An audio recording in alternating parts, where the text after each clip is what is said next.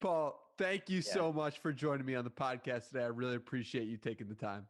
Excited to be here, Danny. Let's Okay, do it. so yeah, let's do it. And before we got started, the first Yeah. thing you mentioned is David Goggins. David So, Goggins. so why did you mention David Goggins just now to force me So to hit the record button? basically that's it. Yeah. Let me see if I can get some more light in here. Yeah, so Goggins, I discovered through the Joe Rogan podcast, like everybody else on the planet. I was on a flight from San Francisco back home to Memphis. And I was like, I had saved some of the podcasts. And so I like turned on the Goggins one. And so literally like, I don't know how long he was on there, like 2 or 3 hours.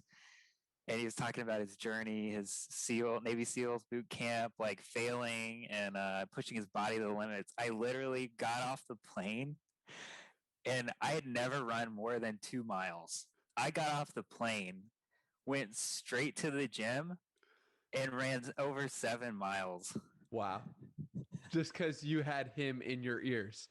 It was, yeah, because he like that. Everything he says is resonating like in me at a core level, a very core Mm. level, which is you don't know how far you can push yourself because you've never done it. And so even if you have one short burst of inspiration, you can prove to yourself that you're capable of a lot more than you push yourself to. And so it was like, dude, it was like 2 hours, right? So I got home off the plane at 3 p.m. Like I get home at 5. And my wife's like, yo, where were you? I'm like, I just ran 7 miles at the gym. I had like khakis on, dude, because I was on a work trip.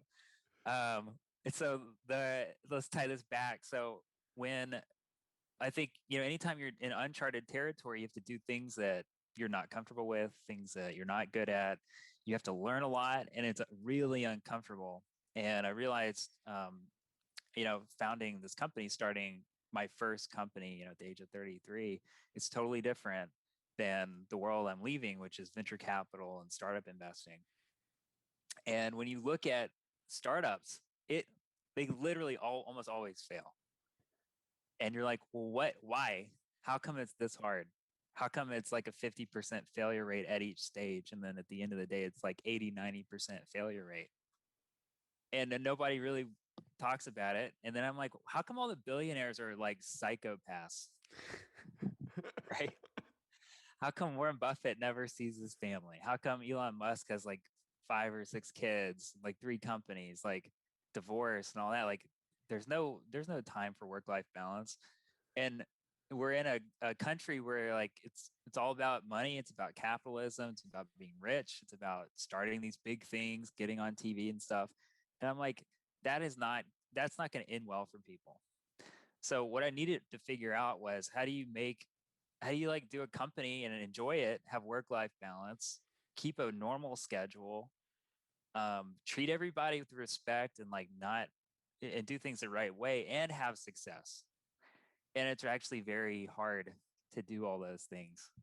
But I've wanted to like remain uncompromised and like that core focus and keeping those values. So where I need Goggins on a daily basis is I have literally a list of 100 things I got to do every day. And my like investor mindset is like, oh, I might do 3 things that I want to do and just push the rest off because I can. As an investor, there is no like forcing function on anything.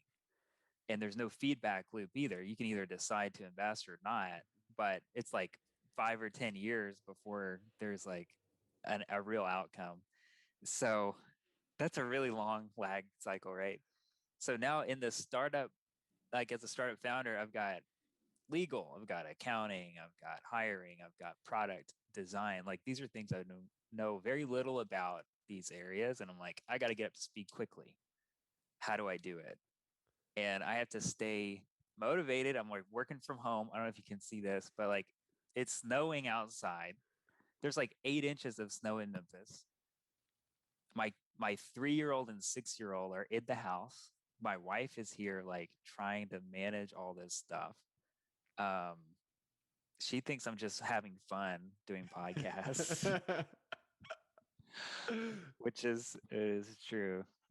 It is true. So I can't be like, yeah, I had this great podcast with Danny. I can't tell her that. She's gonna be pissed, man. So Yeah. anyway, yeah, it was like work stuff. So like work stuff to do, and like yeah, it sucks. That's kind of like that's the extent of my conversations. So anyway, so so what Goggins nailed now, like for me, I was a fat kid growing up until I was like 13. My brother lost weight over one summer, and I lost weight with him. We just stopped eating so much food, and magically the pounds started to fall off. So like I left fifth grade like the fattest kid at the school, and then showed up at sixth grade like normal weight. It was crazy. It was Mm, crazy, but it was like that was the first moment I felt like I had control over my life. Just the willpower. I could say no, like to food, to opportunity, like things that felt good. But never really got into exercise that much. Um, so now I'm at the point where it's like, dude, to to actually succeed at the startup, which is the hardest thing on the planet. You know, people literally copying our entire site and launching it jeez. and trying to compete, all right, over and over and over again. If you don't think you're gonna win, you shouldn't be as a founder. Mm, If you don't know you're gonna win, you shouldn't be a founder. And the other thing I realized is you have to be at the top of your game because it's constant. So if you're not like I'd say aggressive in the sense that it's like optimistic and motivated and moving, then there's no chance because everybody can move faster, you know. And to get that peak level of mental clarity around the mission and like execute on it is hard in a pandemic with living at home with your wife and kids and putting in like that 8 to 5:30, 8 to 6 kind of day. Really tough. you brought up so much just now Okay. that I Yeah. can't wait to dive into, Yeah, but let's do it. I want to set the scene for people who are Okay. unfamiliar with the company and unfamiliar with what you're doing because it's revolutionary in so many ways, to me at least. All right. And I want you to start off by explaining to my grandmother Uh-huh. what GPT-3 is. Okay. Yeah. So GPT-3 is a language prediction model. And the way it works is if you have, like, let's say 10 sentences that are like different kinds of sentences, if you just look at those and then somebody cuts that sentence off halfway, and then they ask you, how does this sentence end? What imagine the first thing that comes to your mind to finish that sentence, right? What comes out of your head is actually a function of all the sentences you've ever imported into your brain or thought about, right? And then you're using all of like that word map that's kind of in your brain to generate what the most likely next set of words are. And we can do that, right? One, it's not going to be accurate, but two, it'll be grammatically correct, it'll be spelled correctly, and it will be on topic. Like it will make sense, at least to you. So if you think about this human brain, it's really just this neural network. So it's connecting all these words around, and they kind of graph around topic areas and grammatic structures and all that. So as it turns out, a computer can do that. And early models were built on these Markov chains. I don't know. It's just like a Markov came up with it and whatever. It's an algorithm, and it's a the quality of the output is a function of the data set and the type of model that gets built. So if you have a tiny bit of data, your language prediction tool is going to generate kind of nonsensical outcomes because each word will be kind of random. They're not really tied together. But as it turns out, if you make that data set very big, so if you have like 10% of the internet in your model and you build the model in the way that people just recently figured out how to do it, it can generate human sounding text that can make sense contextually and grammatically correct and the spelling's good. And the interesting thing is any information that's in the entire data set becomes almost like I mean, it is a knowledge base, but it's instantly accessible. All right. Long story short, the internet can talk back to us. It's crazy. All It's right. crazy to think We about. we gave it enough information. We're incentivized to upload content, words, pictures, video, all that. And once you've compiled enough of this data, you can actually train an AI model to make sense of it. So Google, Facebook, Amazon, Microsoft, they all have their own internal teams, AI teams. These AI engineers make like, I don't know, 500K to 2 million a year, just sifting through all the data that their users generate. All right. So who gets to own that data? Not the users. The company owns it, right? The company is going to profit off of all that. So in light of that, and you see like, all right, we got more data, we're uploading more data. These companies are getting bigger. They have unlimited cash in the bank. They have unlimited access to talent and human capital. They're going to, like, one of them is going to win this AI race, and it's going to be game over because they'll be able to capture the most value out of these tools. So a company called OpenAI formed in 2014, and their goal was to build a human brain, a thinking computer. And they had a number of backers, well-known Silicon Valley backers. Elon Musk was a backer. And they started to generate these AI models. And in the process, they built their own AI team. And they formed it around this mission of democratizing access to these AI models. So they didn't want these other companies to just own them and then use them internally. They wanted to actually expose them as an API, like as like an open AI system that everyone on the planet could have access to. Do you view it as a war? Sorry to cut you off. Do you view it as a war between OpenAI versus big tech companies? I'm not, yeah, I don't work for OpenAI, but I think they do. Yeah. Yeah, Yeah. It's pretty clear they do. gotcha. No, And keep going. I don't think that's, companies talk about war all the time. I don't think that's the wrong way to look at it. Yeah. Hmm. So, so they launched the second iteration called GPT-2 in 2019, and it was open access, so anyone could download the entire model and build an application on it.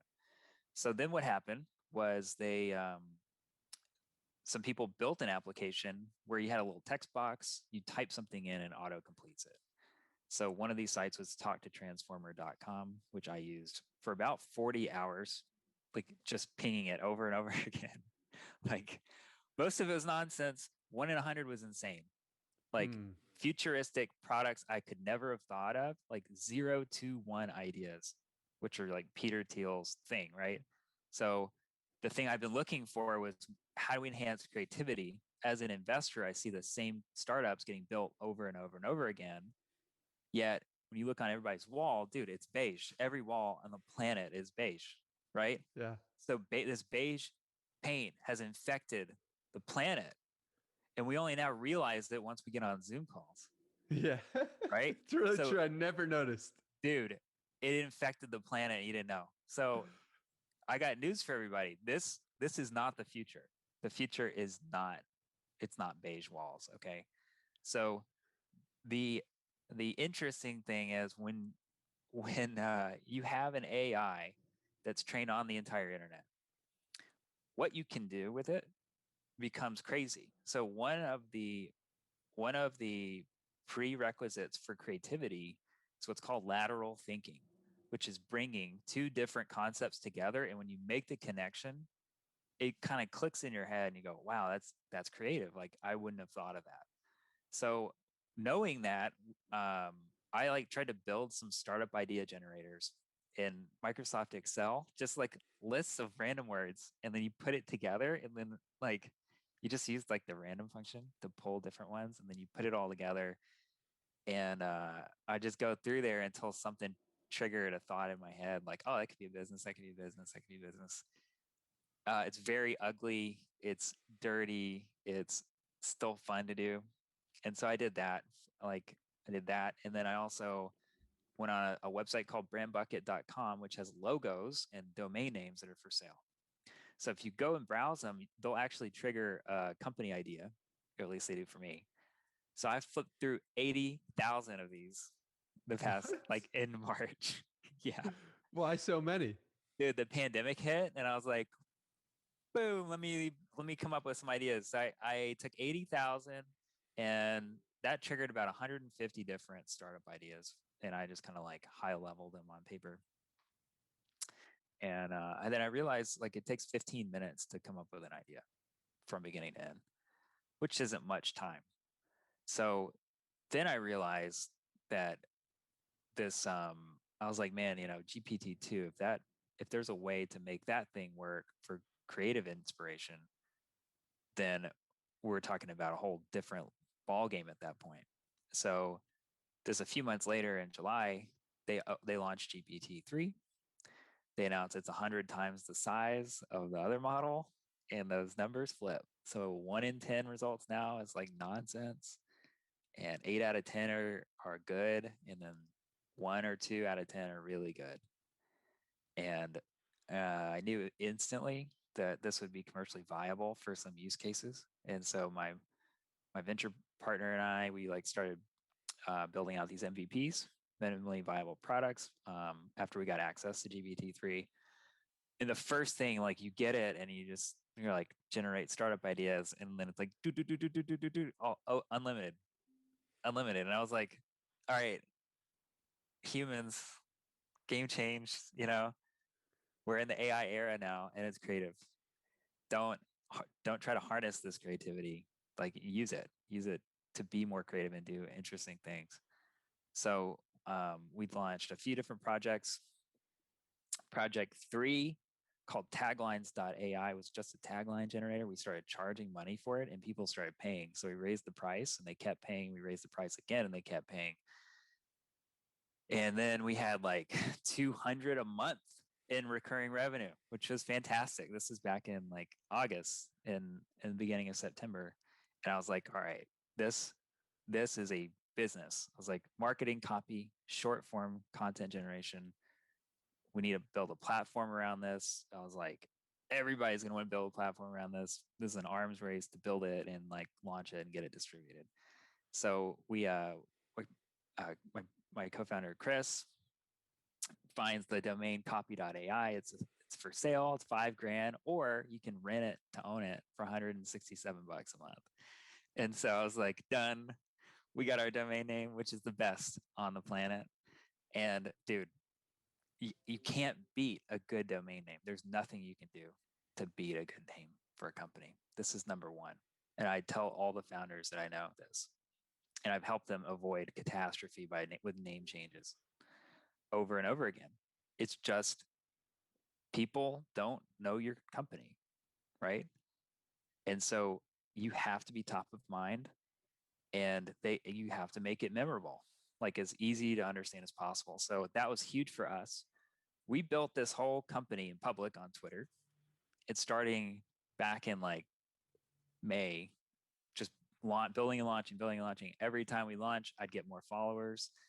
I would report results every time I said, hey, we have a new paying subscriber. I'd get more followers, I'd get more engagement. People ask how I did it. I tell them. And this just like cycle started repeating. So by the time we launched taglines, we were able to get 700 signups in the first day just with a tweet. So that's how we got our first paying customers, which is always like the startup question. How do you get your first paying customers? Guess what, dude? You do it one person at a time by building a following, and Twitter is the best channel for that if you're a startup founder. So then launched that. By the time we got to copy.ai's launch in October 15th, we had I had about 2,200 followers, and that tweet got like 1,300 likes on it and got us like 10,000 site visits, over 2,000 signups. And now we're in business, dude. So that's a way to launch, right? That's all organic. So you didn't spam anyone with an email. You didn't pay a bunch of money for ads. If you're a founder with no money, which most founders have no money, that's really the best bet. It takes a few months to get started on Twitter, but there's like a pretty clear roadmap on how to do that now. So we did that. And then we had about 300 signups a day, 10 days later, even though we weren't promoting it. So we knew there was word of mouth. And then we had paid conversion rates that we knew would support going full time on it. So we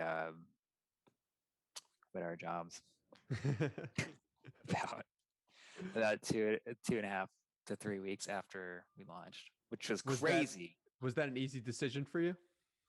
Yeah, it was for me and Chris. Well, I'd always wanted to start a company. That's why I got into venture. It's why I became a CPA to start my career. It's why I worked in public accounting. It's why I went to a hedge fund and did software, analysis on big tech companies and software companies. It's why I went to a family-run startup to help grow that and like to see how to actually operate a business. So I've spent the first 12 years of my career building those foundations. Now, it's probably really stupid route because if you just work at a really successful startup, I feel like you'd learn the same stuff in like 6 months. So well, I might have wasted a decade of my life, but I feel like I have an advantage on a first time founder having done all that. Because we at least we had thought about like the big picture, the top down orientation, like where the industry is going, the trends and all that, and then being able to identify the opportunity when it shows up. That's all really hard stuff. It sounds easy in hindsight, but it's either can see that or you can't. Yeah. You said that as a VC / angel investor turned startup founder, you'd like to apologize to all the founders you gave advice to because most of it was terrible advice. That's your words. And Yes. And I'm curious, what bad advice did you give? Almost all of it was bad. Like it's a matter of a couple of things, right? So maybe the more important question right now is what advice do you feel comfortable giving to a broad population of founders, right? So my first advice would be to build in public on Twitter.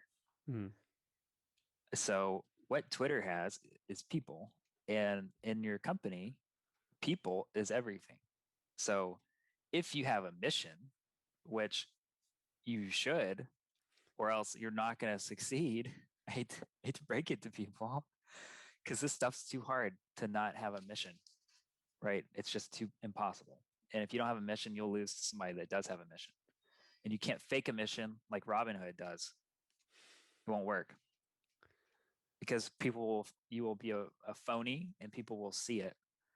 And you'll end up getting thrown out of your own company, either pre-IPO or post-IPO, even if you're successful. So, and then you have to get off Twitter for a few weeks because things get heavy, right? So look, nobody wants to end up there, right? Like life is too short to not have at least one mission that you can do with your 9 to 5 part of your day. Like everybody needs a mission. So what is it going to be? And don't look to other people to have it for you. Like you need to have it. So that's why the first model of this building in public persona is Elon Musk, literally most successful entrepreneur, right? He builds around mission. He publicizes it on Twitter. He launches his products on Twitter. He can build and launch any company he wants. He can raise unlimited money. He can get the best talent on the planet to work as hard as they've ever worked for him. If you don't see that and take away those lessons, your startup's probably not going to work. Like you have to look at the people that have succeeded and learn from them. And in this world, only about 1% of startups are succeeding. So if you're in a community of startup founders, they're probably all like none of them are going to help you just for that stats like reason. You might have like emotional support, but if you're mission oriented, you don't need that. Like you need to succeed, right? That's the goal. So go succeed. Go watch like an early Elon Musk video where he's getting a McLaren F1 delivered because he sold his company, and he's talking about X.com being the next big financial platform. Like he says, if I need money, I can just make a small series of phone calls and I'll dial it up. I'm like, what? Like, how many people know that that's possible? Not many. So Not many. But guess you, what, Danny? yeah, I can do that now. I can dial up money. And it's only because I'm building in public. gotcha. So you mentioned your mission just now. Yeah. What's the Copy AI mission?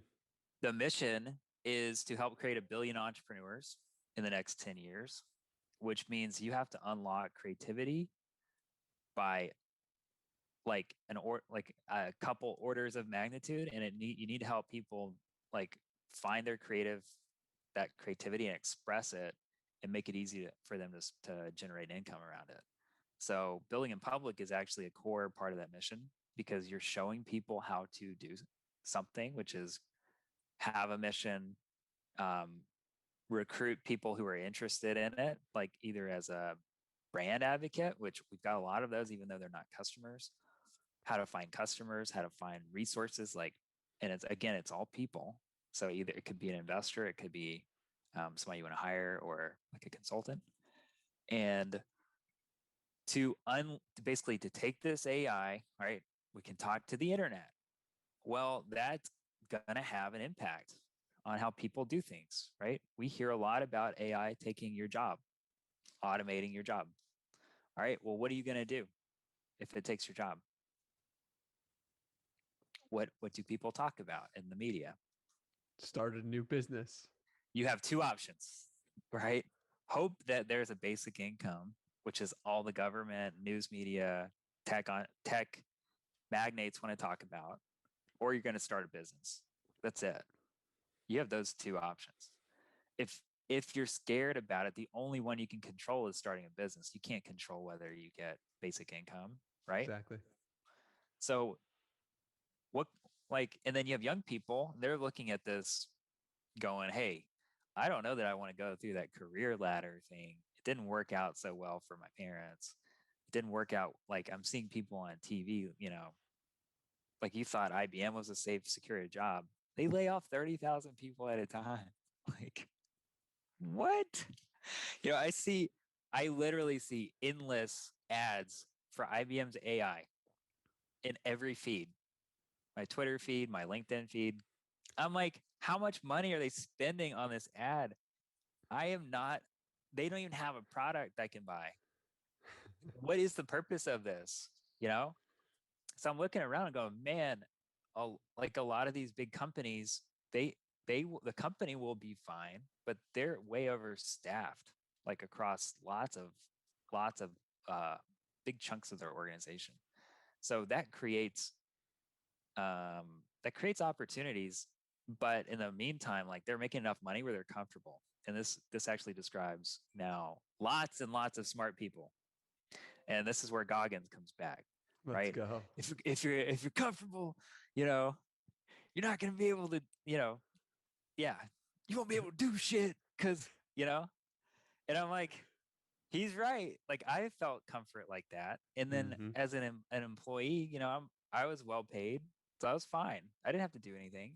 But then I have this nagging entrepreneurial spirit that's like, if you don't find something to do, you're going to be just very unhappy long term. Not gonna feed. You're not feeding your soul, and Exactly, dude. that's hard. Exactly. So the second I made the switch to entrepreneur, I was like, oh man, this is amazing. Like, This this is is the what I was best. meant to be doing. Yeah, like, this is the best feeling in the world. Now, it's hard as hell to do it right. And I still haven't figured it out yet.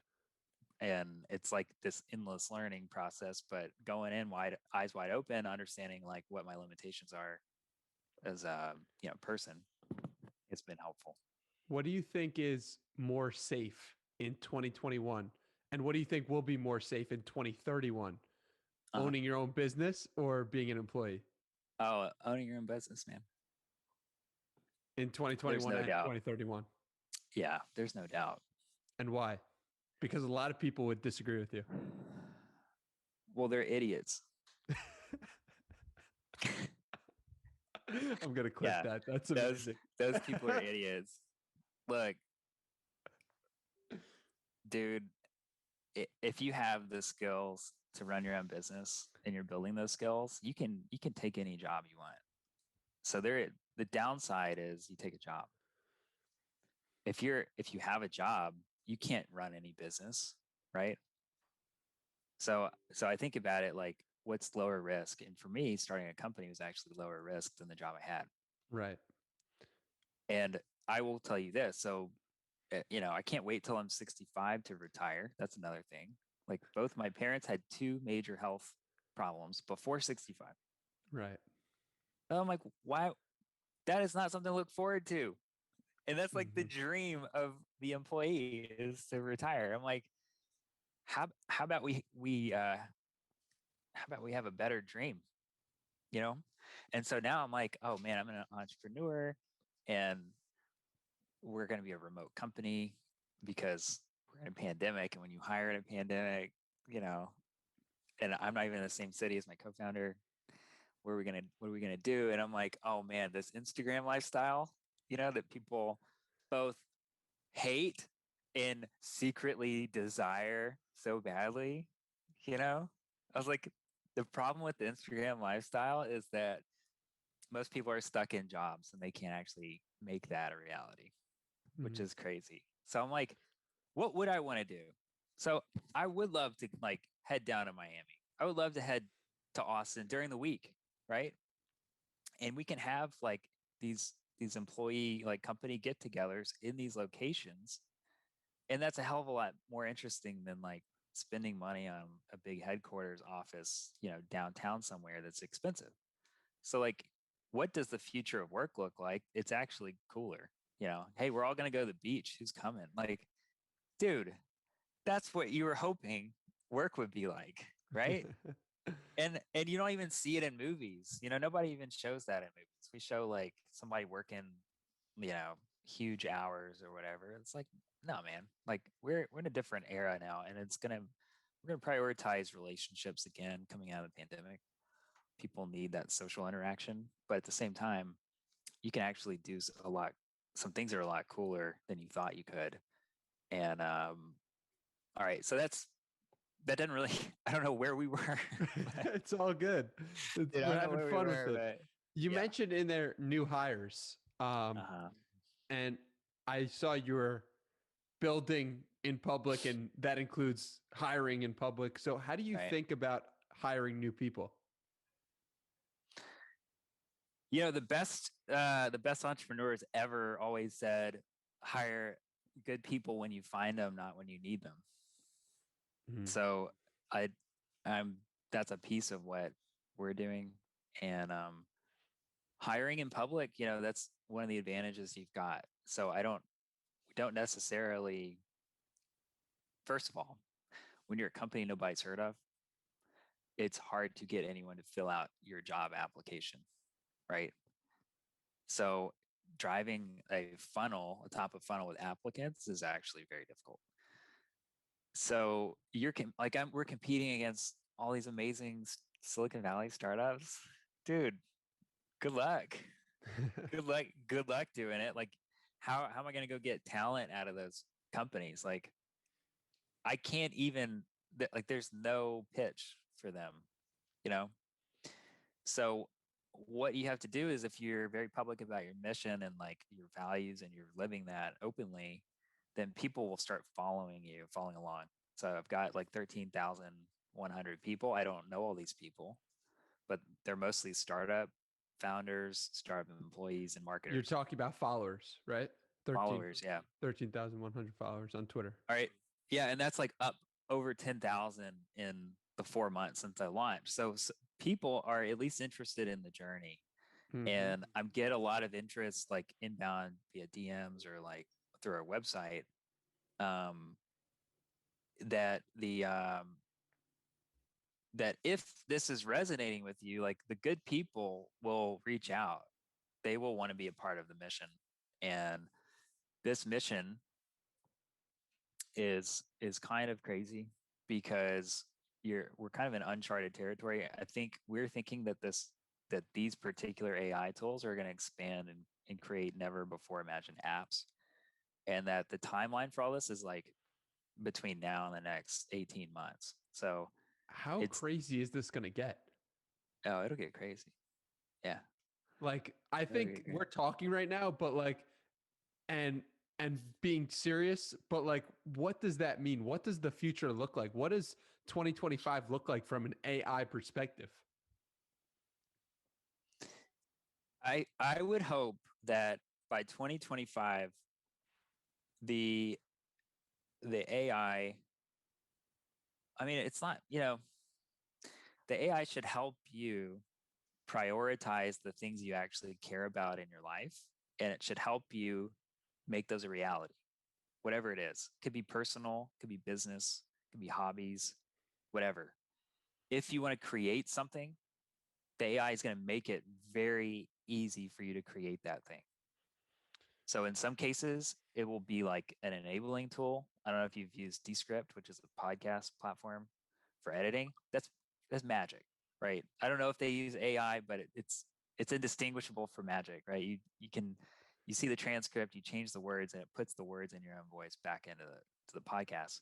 So things like that, you won't know whether it's AI or not. It won't matter. It's a technology piece, but you're going to see more things like that. And then on the creative side, the AI can be creative for you, and you do not need to have the toolkit that you used to do certain things.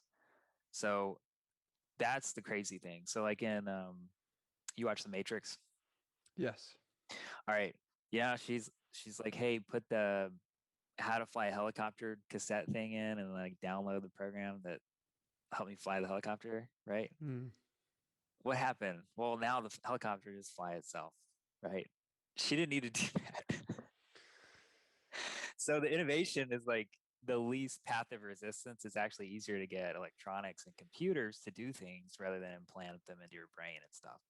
So we're comfortable with screens. We're comfortable with like a laptop or a phone, right? Mm-hmm. And I think when you're looking at social media and what's happening in the podcast world, more of your life is being recorded and broadcast. So in terms of like where media is headed, I'm like, at the end of the day, probably just put on like the Justin TV like headset and it's just filming my day. And then the content generation is just happening in real time in my world. And then the computer will pick out the important things that it thinks can get engagement and just shoot that to the right channel. Right. So that's obvious that once you think about it, you're like, yeah, that would make sense. Like, how come I can't just like, how come Danny can't just be Danny in his own world and try to have the most interesting life he can? And it automatically gets live streamed, chopped up, spit out, whatever, and then like somebody can just be like, yo, Danny, want to talk? And then you're like, yeah, and then it's just like this seamless thing. So I think that's where one piece of the creator economy is headed, because people are really very curious about people. What And year do you think that is, that prediction? If you had to I mean, put you a kind of have some prediction people doing that now. with a Um, phone, kind of, and not exactly like the computer is it's generating the content. yeah, it's not as We're that like one layer away from that. in terms of like the streamer celebrity, like we're a little bit we're a little bit a ways from that, but it's probably just a software issue, maybe a hardware streaming issue. Like it can be done again. On the creative side, like the computer being creative for you, that's more in the domain that we're building in, and that's in the next 18 months. So in the next 18 months, a computer will be able to look through 24 hours of footage and then No, not an art. That's not our platform, but I think that you should expect that on a less than 3 year time scale, for sure. and what about Neuralink? How does that play a role, if at all, I in don't what you're know. doing? I have no idea. Does that scare you? Well, it's any technology can scare you, good or bad.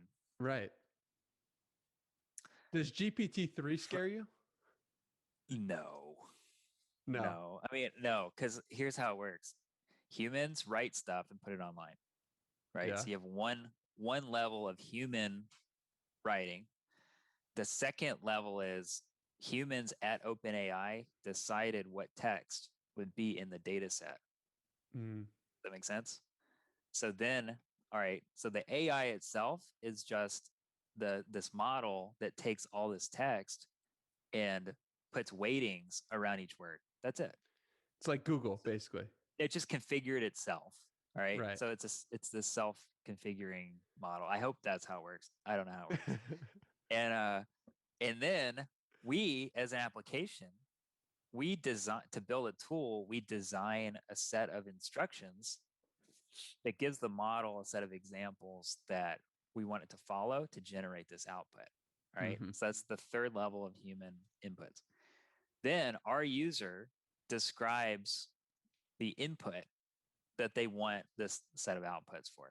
So that's the fourth human interaction here. And then the model will generate the output, right? And then it streams into our app and we show it to the user. And it's designed as like a brainstorming tool. So Right. it can like blog ideas, Facebook ad copy, product descriptions. It can generate all that from a short description of the product or the service because the model knows something about every product already because it's trained on the entire internet. And so then it's on the user to look through the Right. results and pick out the ones they want because we're going to give them like a very, very creative set of results that'll be very different. So that's 5 levels of human interaction, right? And then they can edit them, obviously. So when it's like, hey, are you scared of what the AI can do? Well, think about like what OpenAI worries about this a lot because that's like their brand. So people are generating fake articles, political stuff, like violence, expletives, whatever. Then that's kind of it tarnishes their brand and all that, which is fine. Like we don't want to help people do any of that stuff. But at the end of the day, I'm not particularly concerned by that kind of stuff because of all of these levels of human involvement. I think people are still the ultimate deciders about how they take this content. I actually think that the social media algorithms are a bigger problem than the content itself because that's deciding what content you see. And if you see this content over and over again, it can imprint in ways that may not be desirable because it's driving these metrics up. So I have a bigger concern about that than I do generated text. Like it's easy for us and for OpenAI to screen that, to filter it out and say, okay, like let's just do nice content, right? The world needs more nice content, right?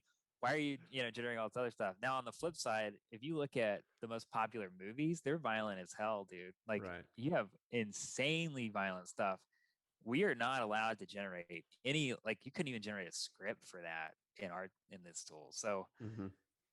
I think that the toxicity factors are overblown. I mean, we had a president, love him or hate him, that generated toxic content all day long. It was like an actual human, right? We didn't need an AI to do it, right? So, and some people liked the content because he was expressing a thought they had. Mm-hmm. And if you think about it, if it's trained on the internet's a, a bunch of stuff humans thought of. It's a reflection. Like, it's a reflection on us. And it, and most of the time, and the way I look at it now, I think this is actually pretty important, is look at human expression as like a bell curve. Okay.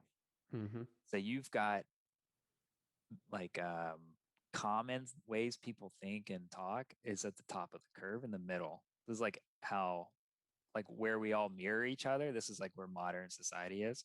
But then there's a bell on the side, and there are these tails. Mm-hmm.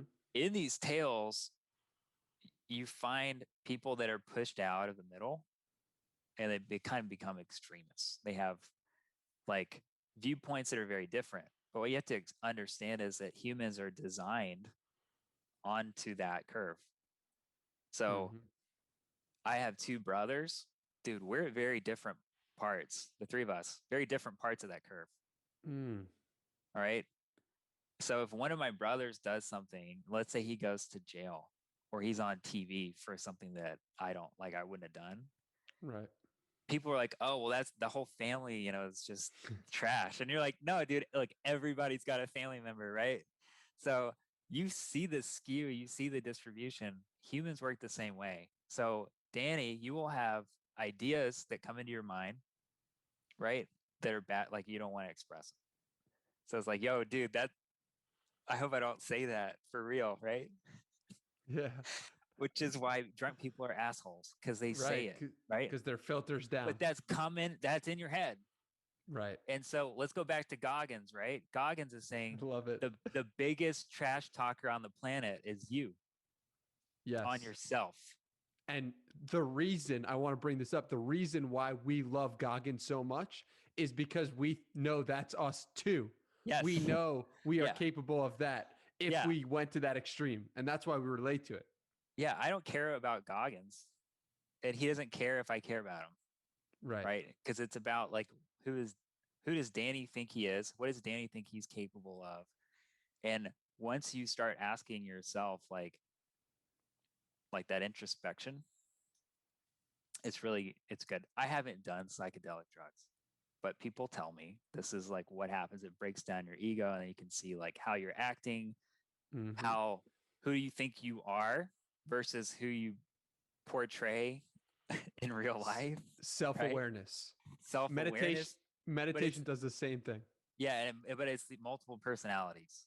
It's like this very aggressive person, this really nice person, this creative person. Like you have all these capabilities, and you have to like work on identifying them and suppressing the ones that are not helping you achieve your goals and mission, right?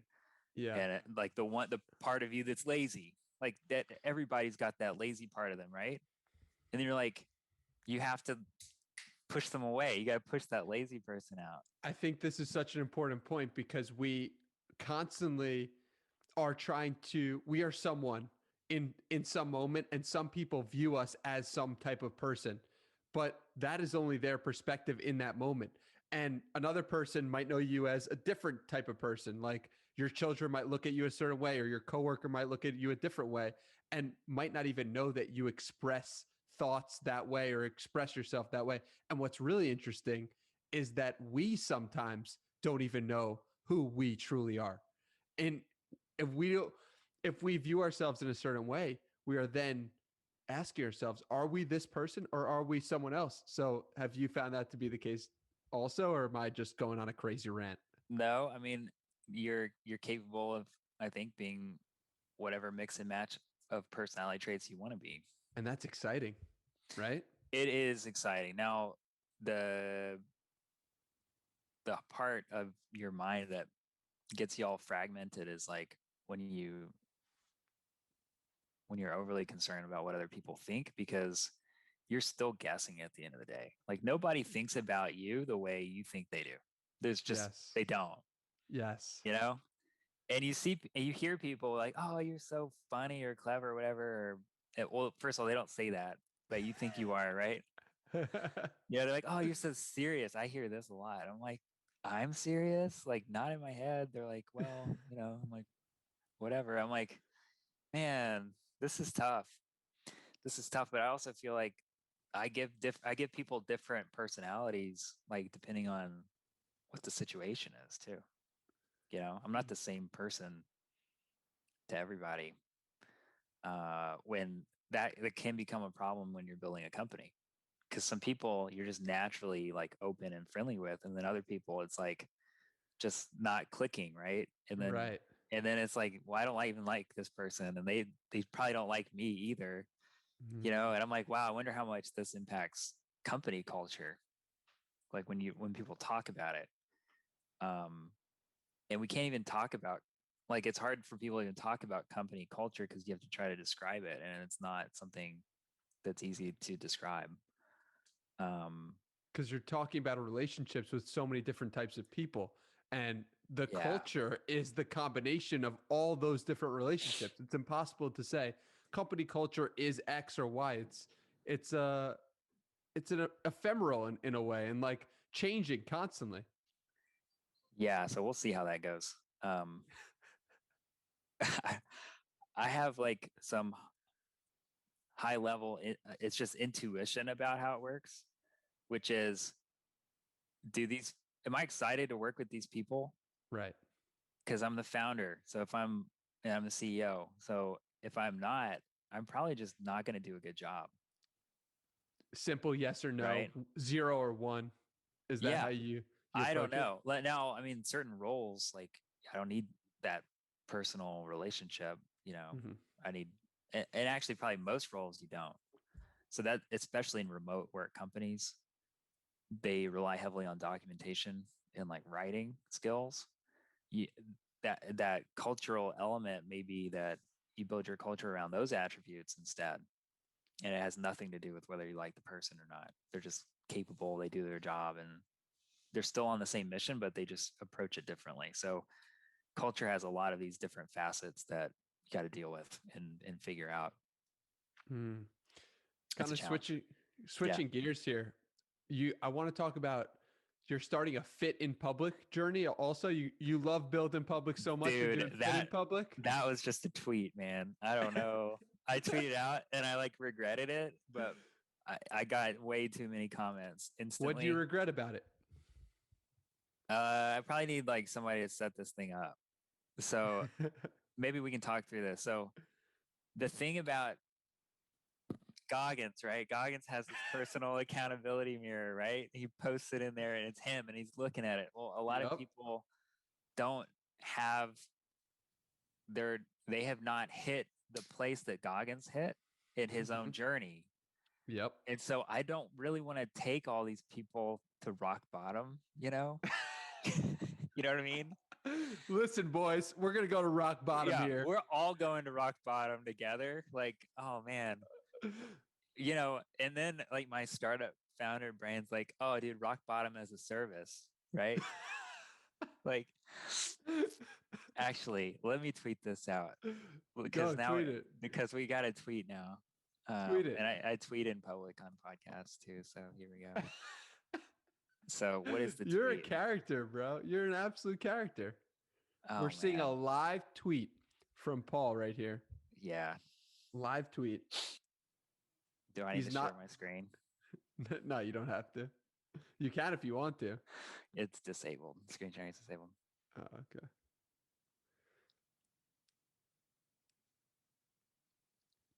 All right.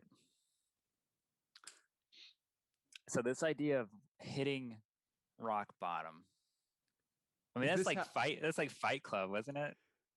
Fight Yeah. Club was about hitting rock bottom and then discovering yourself. Mm. Very, very boys club kind of thing to do. So when you formulate a tweet, what's going on in your head? Break it down for us. Nothing. I try to clear my head out, and it's like, I think of the entire world is gonna read this. All That's right. how you approach every tweet. Like Yeah. this is going viral. This is going to be No, seen it's by not viral. or It's not. 1 billion people. I just assume everybody's gonna see it. That's a All right. good way to approach So, it. what you have to do is you have to minimize the friction of understanding the tweet and wanting to read it. I don't. I couldn't tell you how it works. Like, there's some algorithm that would predict how many people will react or how they will engage with a tweet. I don't have that built. I don't have Yet. yeah, I don't have an engine on that. I'm not sure I'd want to build that either. Gotcha. So the But someone's going to build it though, right? Twitter has the data. Data Yeah. miner would have the data too because they own the firehose access rights to Twitter, which means anything you delete, they have an archive. They have it instantaneously. So Wow. Twitter sends one feed out to the user and one feed out to data miner that stores it in a database. Wow. And then they sell it to like the government. All right. So this getting fit in public tweet, it says anyone interested in getting fit in public with a daily Twitter personal fitness accountability thread. All right. You got a lot of stuff going on. So obviously, I had just seen somebody tweet about getting fit, right? Like that's the first trigger point. Is what are we talking about, right? It's getting fit. Then you're drawing on. You'll get some reaction when it's on a theme people are thinking about, Right. right? Today is February 18th. People probably set some New Year's resolutions to get fit, right? Mm-hmm. We are a month and a half in to the year, over 10% of the way through. Most people have not executed on their game plan, right? And we know that your game plan, you probably didn't tell anybody. They're not holding you accountable. Nobody is doing like personal training workouts, right? Like they're out of business at the moment. Everybody's on Peloton or whatever. But there's a platform we like called Twitter, and Twitter. What makes Twitter interesting is it's a community you build around yourself. That's all it is. So these are humans. You treat them as people. Very important.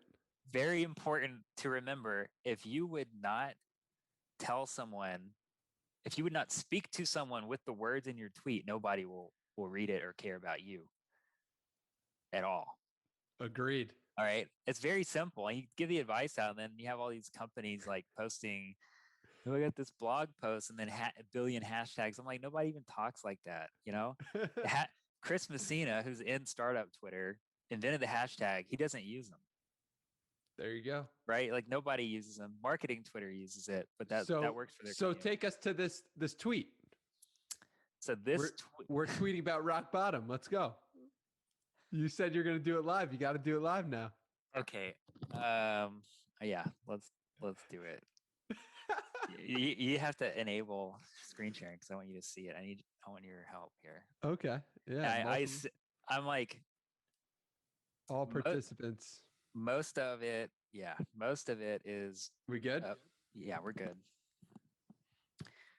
It's asking me which screen to share, and I have 4 different browser windows with Twitter open. All right, so here we are.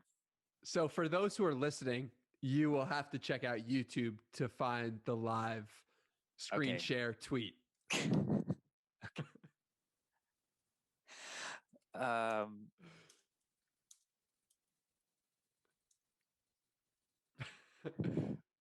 So the first thing that comes to my mind is have heard great things about hitting rock bottom.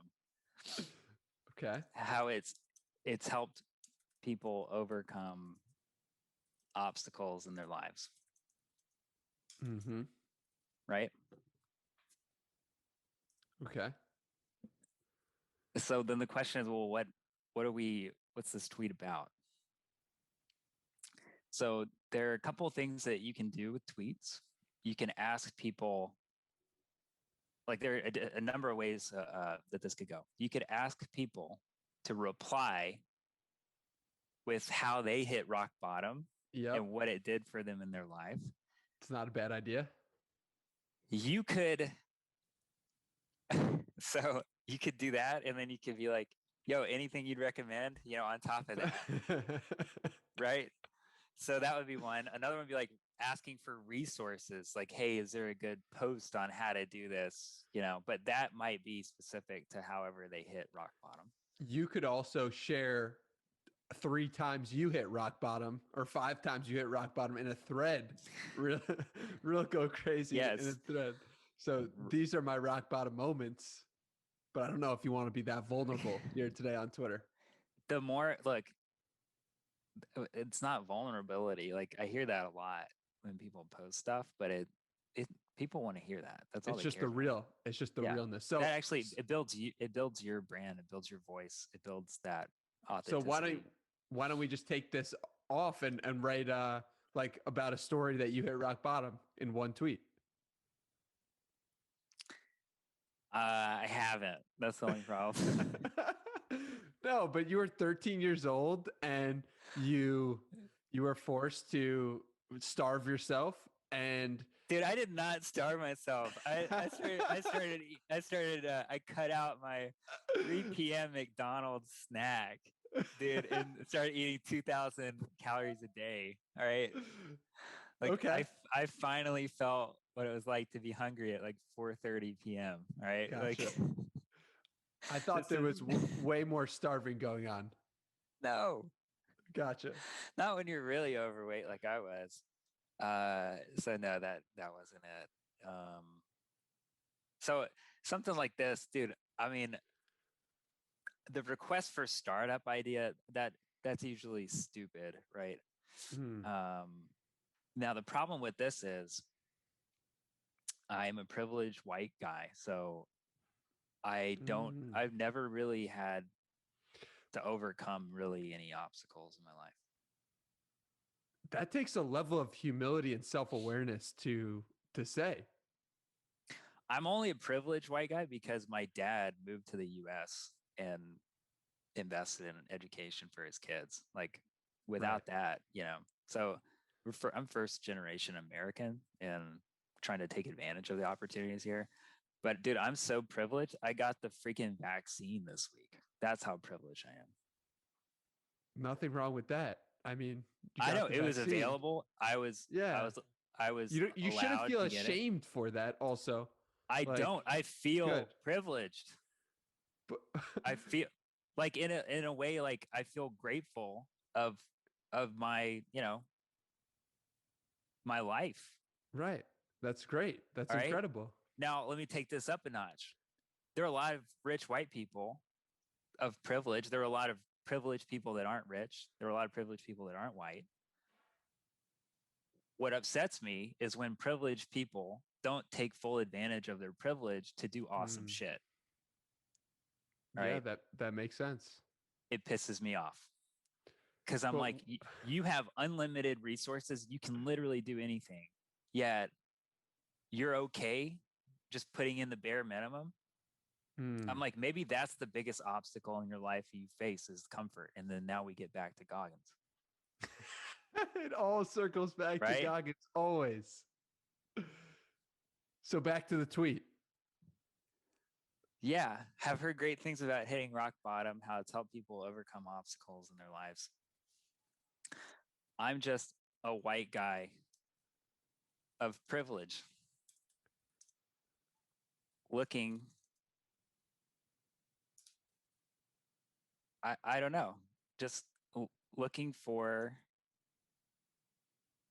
tips Tips on what? on, I mean, it's like Mental it's like, toughness. yeah, mental toughness. That's a great one.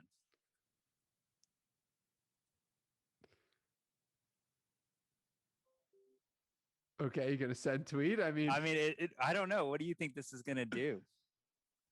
this is building in public, right? Isn't that what it is? This is definitely that. Is that not you? Is that not what you would tweet normally if you weren't This, screen shared? this is hilarious. I mean, I don't know. It's going to come off the wrong way, like a asshole, but I mean, this is true. This is like, now this part doesn't make sense anymore. I've heard great things about hitting rock bottom, So we can. right? Because it's like, see, these are really hard ones. Like Yeah, this is hard. This is the thing difficult. that I don't, the thing you got to be careful of, right? Because this is, you Every draft person seeing this. every person seeing this. So can this be misinterpreted? Is a question I ask myself before I hit send on a tweet. Yeah, I think that that's a great piece of advice. it is pure yes across the board, right? It's across the board. Yeah. So what does that mean? Do you delete it then? Do you put it in the drafts for another I mean, day? well, I mean, the what's the call to action here?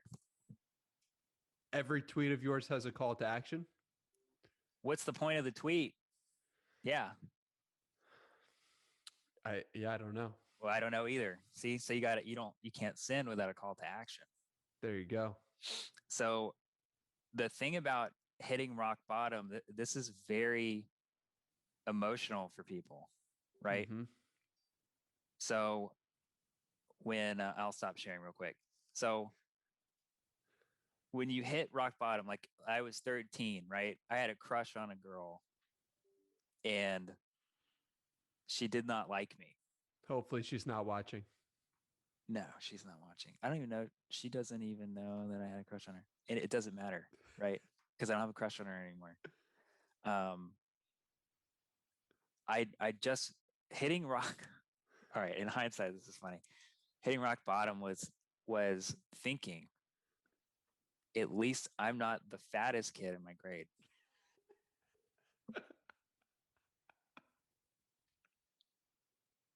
There was one kid that was fatter than me.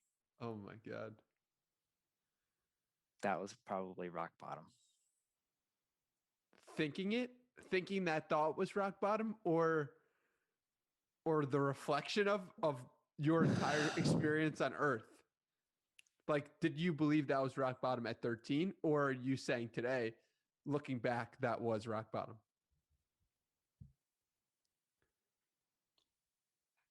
In terms of like struggles, that was probably the biggest, a struggle. But it was the point where you finally figure out that you can control your own life and body, right? That adults don't have the answers for you. I had a teacher. We were doing like New Year's resolutions or whatever. I put like to lose weight, like very similar. Get this fat kid, right? And his New Year's resolutions to lose weight, and then my teacher says, "Oh, well, it's like if you just like, what about to maintain weight and then just like grow taller?" And I remember like just instantly losing respect for that for person, for her, for the one for the as a teacher. Why? teacher, yeah, Why? because I knew she meant well, but I was disappointed that she would. Well, it's like prioritizing feelings and stuff over what needs to be done. Goes back to Right? Goggins. It's Goggins, right? She wanted me to live a life of comfort. Like, let me just stay fat while I get taller. I like the the mental image of that, just pulling me up. I was like, no, dude, I'll probably be eating more as I get bigger. And then I'm just like this huge, big dude, right? And I can't have that. Like, in my family, we've got just health conditions when we age. Like, dude, what? I mean, how many, the deadliest thing on the planet is heart disease, Right. right? And we don't treat it like it's the deadliest thing. We make light of it. So I don't know how many years of my life that saved me, like losing weight and whatnot. And It's important. So it might have been yeah, rock it's bottom. important. Yeah. And now, but since we're on the subject, I mean, how many hours is this a Rogan style podcast? We're gonna go for 5 hours. I have no idea. I need a pee so badly. Okay, well, too bad. So now the question I've got is, who am I? Can I comment on obesity culture or not? Ooh. You can comment on anything you want, right? I mean, like, are we in this place where we can't say what we are? Right? Like you can have thoughts on anything. And do you feel as if at the current point in time, cancel culture has gotten so bad that you can't say what's on your mind, even if you've never experienced it? I think America has an obesity problem. I've never been obese in my life. Can I say that? I don't know. And frankly, I don't care. But that's the truth. America has an obesity problem. I mean, I think a lot comes down to your intent.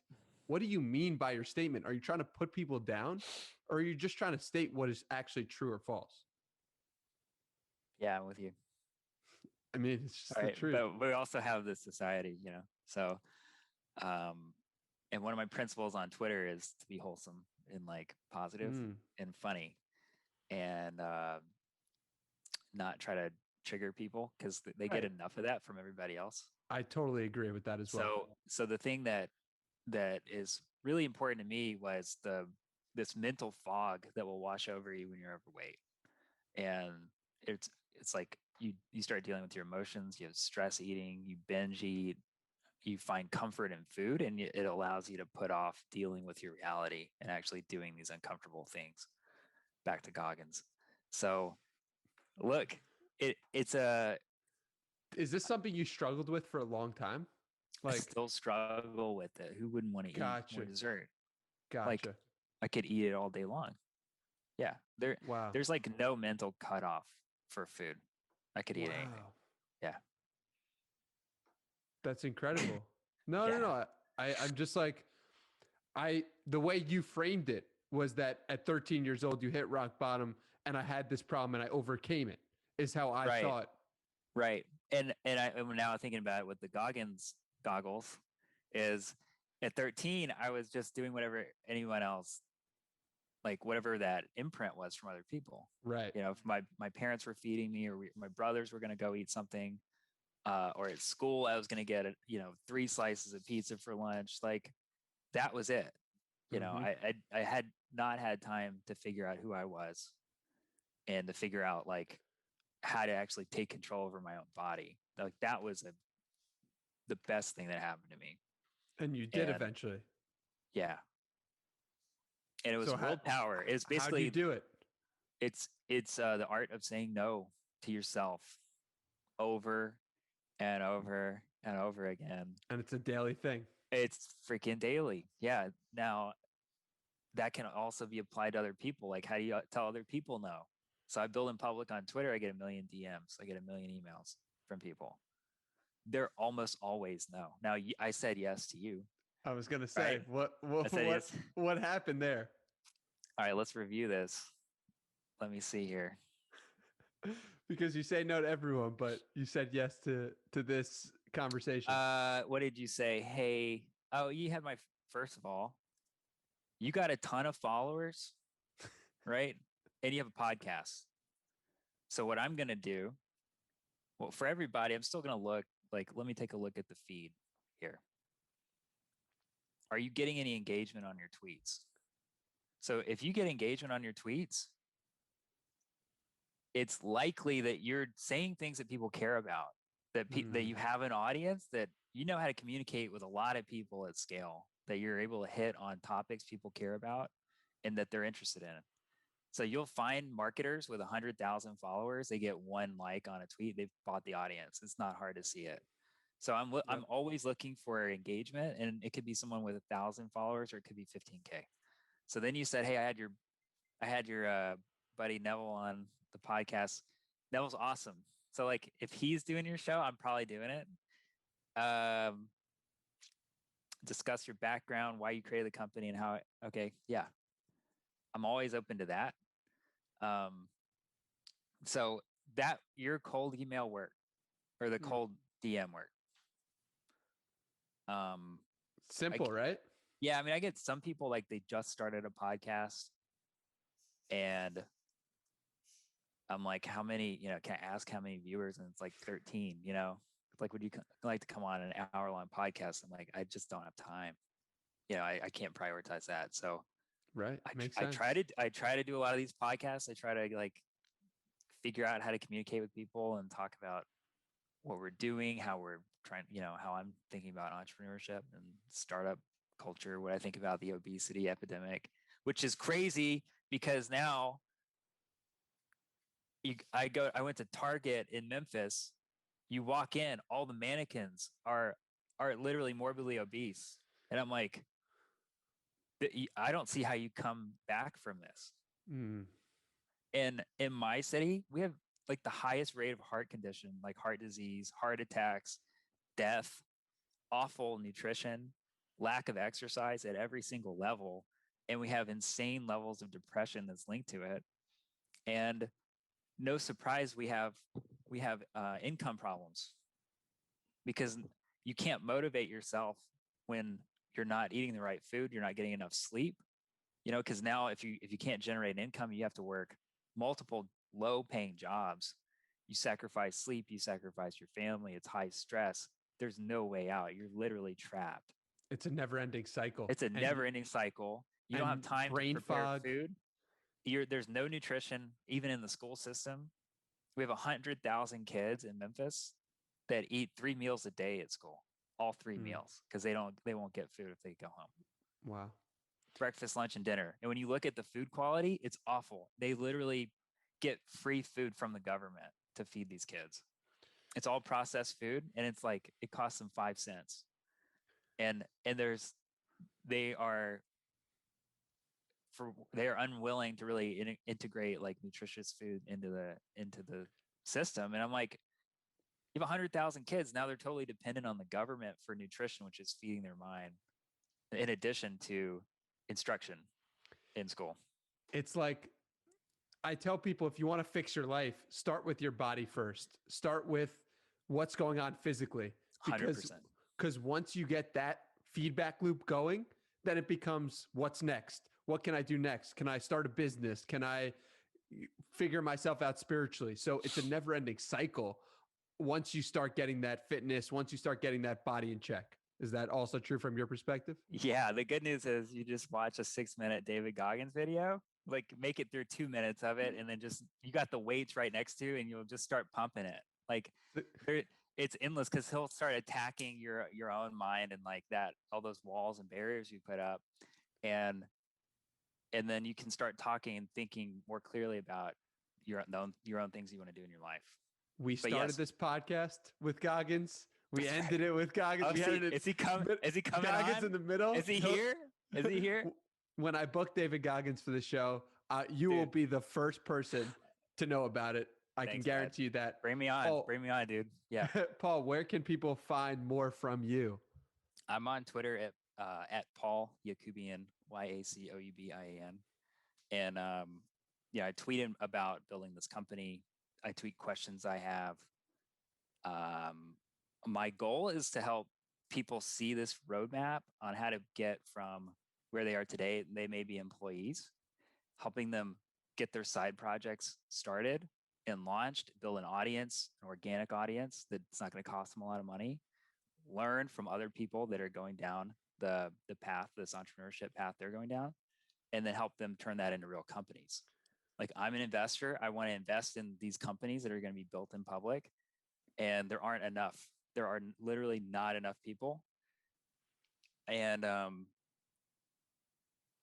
like I said, we've got all these beige walls. We're like ready to buy cool stuff, and like put it in our house and like make our lives better. And we need somebody to make it.